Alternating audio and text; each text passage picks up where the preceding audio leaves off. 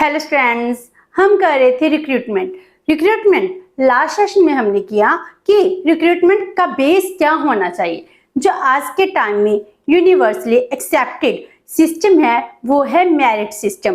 तो merit system sound होना चाहिए। अगर हम अपनी कंट्री की बात करते हैं, हमारी कंट्री में सिविल सर्विसेज हैं, ऑल इंडिया सर्विसेज हैं, जिसको यूनियन पब्लिक सर्विस कमीशन है, जो रिक्रूटमेंट एजेंसी है, रिक्रूट करती है। तो इसका सिस्टम भी कैसे है, मेरिट बेस है। तो जो आईएएस का एग्जाम है, जब हम चाहते हैं कि हम आईएएस ऑफिसर बने, तो चिप इंडिया का सबसे ही पॉपुलर और सबसे अट्रैक्टिव एग्जाम है, जिसमें लाखों एस्पिरेंट्स हैं, हर साल एग्जाम देते हैं। तो जो ऑल इंडिया सर्विस का एग्जाम है, जिसको सिविल सर्विस एग्जाम कहते हैं, इसकी रिक्रूटमेंट कैसी होती है, इसके क्या क्वालिफिकेशन, एलिजिबिलिटी क्राइटेरिया है, आज हम इस सेशन में वही सब कुछ समझेंगे। तो recruitment of civil services in India, जिसको हम आईएएस एग्जाम भी कहते हैं। तो पहले हम करते हैं जो ऑल इंडिया सर्विसेज हैं, इसका सिस्टम क्या है रिक्रूटमेंट का। हम इसके रिक्रूटमेंट के लिए जो यूपीएससी है, यूपीएससी कैसे रिक्रूटमेंट करती है, तो इसके लिए 3 मेथड्स है। एक है direct recruitment, second one is promotion, third one is transfer. तो डायरेक्ट रिक्रूटमेंट क्या होगी कि जब एग्जाम को कंडक्ट कराया जाता है, एडवर्टीजमेंट निकाली जाती है, उसके बाद जो एस्पिरेंट्स हैं वो फॉर्म को फिल करते हैं। तो जैसे जैसे नोटिफिकेशन होती है, प्रीलिम एग्जाम होता है, फिर उसमें जो क्वालिफाइड होते हैं वो मेन में जाते हैं, फिर इंटरव्यू होती है। तो इस तरह डायरेक्ट रिक्रूटमेंट की जाती है, जिसमें सभी को इनवाइट किया जाता है कि आप फॉर्म फिल कीजिए अगर आप एलिजिबिलिटी क्राइटेरिया को फुलफिल कर रहे हैं। तो जो डायरेक्ट रिक्रूटमेंट है ये 2 वे से होती है। First one is competitive examinations, जो हमारा आईएएस का एग्जाम है। तो वो क्या है, कॉम्पिटिटिव एग्जाम, जिसमें पहले प्रीलिम, फिर मेंस होते हैं, फिर इंटरव्यू होती है। एंड जिसमें पोस्ट कम होती है उसमें सिलेक्शन हो जाती है थ्रू इंटरव्यू। तो कुछ एग्जाम्स ऐसे हैं, कुछ पोस्ट को फिलअप करने के लिए क्या किया जाता है, जस्ट इंटरव्यू ही ली जाती है। इस तरह 2 वे से डायरेक्ट रिक्रूटमेंट होती है। तो हमारे एस्पिरेंट्स हैं वो फॉर्म फिल करते हैं, एग्जाम्स देते हैं, वो किस कैटेगरी में आते हैं, कॉम्पिटिटिव एग्जामिनेशन, जो डायरेक्ट रिक्रूटमेंट के अंडर आता है। प्रमोशन, जो पहले से ही आईएएस ऑफिसर है आगे उनको प्रमोट कर दिया जाता है, या फिर ट्रांसफर कर दी जाती है। तो पोस्ट है, पोस्ट वही रहती है, लेकिन क्या होता है, एक पर्सोनल को दूसरी प्लेस पर ट्रांसफर किया जाता है। तो इस तरह ऑल इंडिया सर्विस में रिक्रूटमेंट होती है। तो जो इसका एग्जाम्स हैं वो एग्जाम कौन कंडक्ट कराता है, तो यूपीएससी है, वो एग्जाम कंडक्ट करती है। तो जो यूपीएससी है जी सिर्फ आईएएस एग्जाम नहीं लेती, जो बहुत टाइप्स के एग्जाम लेती है।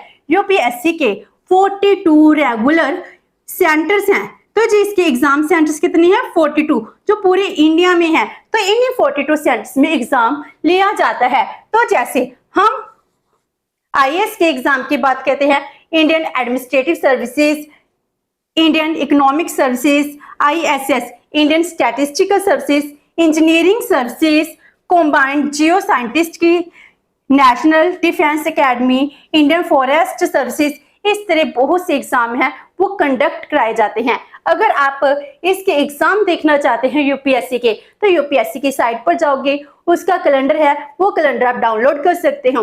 तो उस कैलेंडर में एग्जाम्स की date, prelim date, main date, सब कुछ पहले से ही डिफाइन किया गया है। तो इस तरह आप इसकी इंफॉर्मेशन यूपीएससी की साइट से भी ले सकते हैं। देन जो सिविल सर्विसेज का एग्जाम है, इसको सीएसई भी कहते हैं, जिसको हम आईएएस कहते हैं, यूपीएससी का एग्जाम कहते हैं, सीएसई कहते हैं, जो आईएएस के लिए कह रहे हैं। तो सिविल सर्विसेज एग्जाम, जिसमें एक टाइम में बहुत से एग्जाम है वो कंडक्ट कराए जाते हैं। तो जो सिविल सर्विस एग्जाम है, आईएएस एग्जाम है, ये क्या होता है, ये कॉमन एग्जाम माना जाता है। तो इसके मेन फीचर्स क्या हैं, तो इसमें फीचर्स में हम क्या करेंगे, जो इसका क्राइटेरिया है, eligibility, age relaxation, number of attempts हैं, उन सबको डिस्कस करते हैं। तो पहले जो ये एग्जाम है वो एग्जाम कंडक्ट कराता कौन है, यूपीएससी कराती है। इसके लिए हमारा कॉन्स्टिट्यूशन भी क्या कहता है, Article 320 of the Constitution of India, the UPSC are inter alia required to be consulted on all matters relating to recruitment to civil services and post। जितनी भी एडमिनिस्ट्रेटिव की पोस्ट है, सिविल सर्विसेज हैं, उन पोस्ट पर recruitment करनी है, उसके लिए गवर्नमेंट अपने आप रिक्रूटमेंट नहीं कर सकती है। इसके लिए यूपीएससी कमीशन है, कमीशन को कंसल्ट करना जरूरी है। तो इसीलिए यूपीएससी क्या होगी, बहुत ही इंपॉर्टेंट हमारी कमीशन बन जाती है, जो इंडिपेंडेंट कमीशन है, जो क्या करती है, हमारे देश में आईएएस एग्जाम है या फिर अदर एग्जाम्स हैं, इनको कंडक्ट करती है। तो जो यूपीएससी है, यूपीएससी का रिक्रूटमेंट का सिस्टम क्या है, ये सबसे अच्छा है, ये क्या है, मेरिट सिस्टम है। तो मेरिट सिस्टम के बेस पर जैसे पहले प्रीलिम एग्जाम हुआ, पहले तो क्या होती है, जब हमने रिक्रूटमेंट किया था, रिक्रूटमेंट में मैंने आपको स्टेप्स बताए थे, तो पार्ट 2 में स्टेजेस डिफाइन की गई हैं। स्टेजेस में क्या था, पहले क्या होती है, हम अपनी रिक्वायरमेंट देखते हैं, रिक्वायरमेंट के बाद उसके बाद एडवर्टीजमेंट निकाली जाती है कि कैसे हमने एडवर्टीज करनी है इन पोस्ट की, और इसके लिए सबसे पहले क्या होता है, वो रिक्वायरमेंट के अकॉर्डिंग जो हमको चाहिए, इनका एलिजिबल क्राइटेरिया है, वो डिफाइन किया जाता है। तो इस तरह जब भी रिक्रूटमेंट की एडवर्टीजमेंट होगी, उसमें हमारी इंडिया में पॉपुलेशन ज्यादा है, इसलिए प्रीलिम एग्जाम है, पहले वो कंडक्ट कराया जाता है, जिसको यूपीएससी है हर साल मई के एंड में और जून में लेती है। प्रीलिम में जो क्वालिफाइड होते हैं, मान लो 1000 वैकेंसी है, तो 1000 वैकेंसी में इसके 10 टाइम्स, तो 10,000 का क्या होगा, प्रीलिम क्लियर होगा, तो वो आगे मेंस रिटन में जाएंगे, और उसके बाद जिनका मेंस में जितनी वैकेंसी है उनका 3 टाइम्स है, वो क्या होते हैं, इंटरव्यू के लिए इनवाइट किए जाते हैं। इस तरह मेरिट बनाई जाती है, तो ये सिस्टम सबसे बेस्ट माना जाता है। तो जब हम आईएएस का एग्जाम देना चाहते हैं, इसकी एजुकेशन क्वालिफिकेशंस कितनी होनी चाहिए, तो इसके लिए हमारी यूपीएससी क्या कहती है, ग्रेजुएशन। जस्ट आपके पास बीए की डिग्री, बीटेक, बीएससी कोई भी डिग्री हो, तो वो ग्रेजुएशन के इक्विवेलेंट है। वो ग्रेजुएशन बेस पर आप किसी भी रिकॉग्नाइज्ड यूनिवर्सिटी से अगर ग्रेजुएट हो, तो आप एग्जाम दे सकते हो। अगर मान लो आप डॉक्टर की, इंजीनियरिंग की डिग्री कर रहे हो, अगर आपके अभी इंटर्नशिप नहीं हुई है, तो भी जे मान लेते हैं जे ग्रेजुएट हैं, तो वो भी क्वालिफाइड माने जाते हैं एग्जाम देने के लिए। एंड इसके बाद नेशनैलिटी क्राइटेरिया, तो इंडियन क्राइटेरिया क्या कहते हैं, तो यूपीएससी कहती है अगर आप इंडियन एडमिनिस्ट्रेटिव सर्विसेज में आईएफएस या आईपीएस, इंडियन पुलिस सर्विस, इसमें एग्जाम देना चाहते हो, तो आपकी सिटीजनशिप कौन सी होनी चाहिए, only and only Indian. Only Indian को ही आईएएस, आईएफएस एंड आईपीएस में एग्जाम देने की अनुमति दी जाती है। तो इस तरह नेशनैलिटी क्राइटेरिया भी दिया गया है, क्योंकि जो इंडिया की सबसे हाईएस्ट और सबसे इंपॉर्टेंट पोस्ट होती है, इसीलिए आपकी सिटीजनशिप भी देखी जाती है। कुछ अदर एग्जाम्स हैं, जैसे हमने कहा और भी अदर एग्जाम है, जियो साइंटिस्ट का हो गया, एनडीए का हो गया, तो वो एग्जाम्स के लिए आपके पास कौन सी सिटीजनशिप होनी चाहिए, इंडिया की भी हो सकती है, और subject of Nepal means Nepal के पर्सन्स भी हो सकते हैं, जब भूटान के भी हो सकते हैं। इस तरह इन्होंने नेशनैलिटी क्राइटेरिया भी डिफाइन किया गया है। इसकी भी साइड इन्होंने कहा कोई इंडियन ओरिजिन का है, वो बाहर चला जाता है, लेकिन वो वापस इंडिया में आता है, इंडिया में परमानेंट रहने के लिए आता है। तो जैसे कोई पाकिस्तान से आ रहा है, श्रीलंका से आ रहा है, नेपाल से आ रहा है, बर्मा से आ रहा है, तो इनको भी अदर एग्जाम्स हैं वो देने की परमिशन दी जाती है। इसी तरह जो अफ्रीकन कंट्री हैं, इनमें कुछ अफ्रीकन कंट्रीज में कीनिया हो गया, इथियोपिया हो गया, इनमें जो पर्सन्स आते हैं, इनको भी एग्जाम देने की परमिशन दी जाती है। तो जो नेशनैलिटी होगी, उसके बाद एज लिमिट, तो इसकी एज लिमिट 21 से 32 ईयर्स की गई है। तो जिनकी एज 21 टू 32 ईयर्स हैं, वो आईएएस के एग्जाम्स दे सकते हैं, लेकिन इसमें कुछ एज रिलैक्सेशन भी है एंड नंबर ऑफ अटेम्प्ट्स भी बताए गए हैं। तो वो कैटेगरी वाइज एज रिलैक्सेशन दी गई है।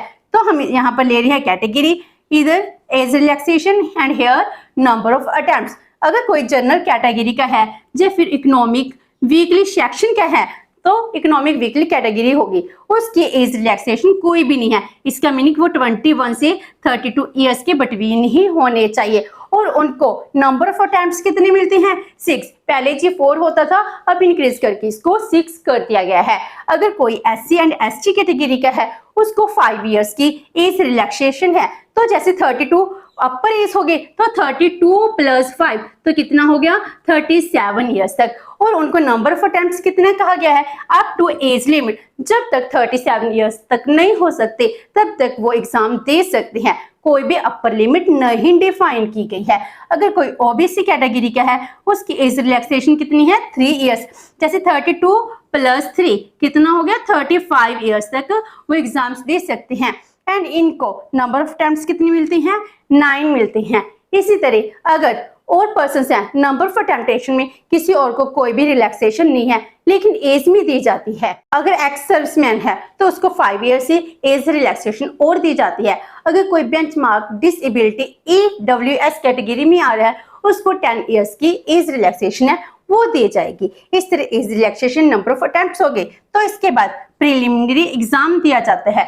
क्योंकि हमारी कंट्री में 1000 वैकेंसीज हैं, इसके लिए 10 लाख अप्रोक्सीमेट हर साल कभी 10 लाख और 10 लाख से भी ज्यादा कैंडिडेट्स हैं जो अप्लाई करते हैं। इसीलिए क्या किया जाता है प्रिलिमिनरी एग्जाम लिया जाता है जिसमें सभी सब्जेक्ट्स के क्वेश्चंस हैं वो दिए जाते हैं। जो क्वालिफाइड करते हैं सिर्फ उन्हीं को मेंस के लिए इनवाइट किया जाता है। तो फिर मेन एग्जाम होता है जिसको हम रिटन एग्जाम कहते हैं, जिसको भी कंडक्ट किया जाता है, जिसमें डिफरेंट आपके ऑप्शनल एंड आपके कंपल्सरी सब्जेक्ट्स होते हैं। जिसमें क्वालिफाई करते हैं फिर उनको इंटरव्यू के लिए इनवाइट किया जाता है।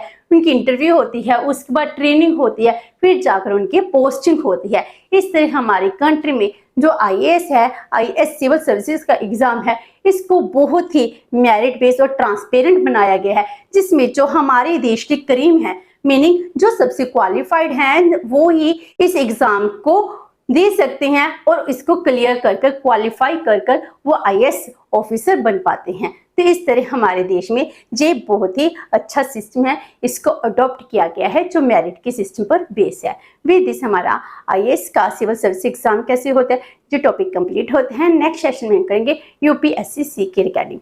होप सो कि आपको ये सेशन अच्छा लगा होगा। अगर आपकी कोई क्वेरी है तो पोस्ट कमेंट बॉक्स में। वीडियो अच्छी लगी तो please like and share with your friends. Thank you so much and have a nice day.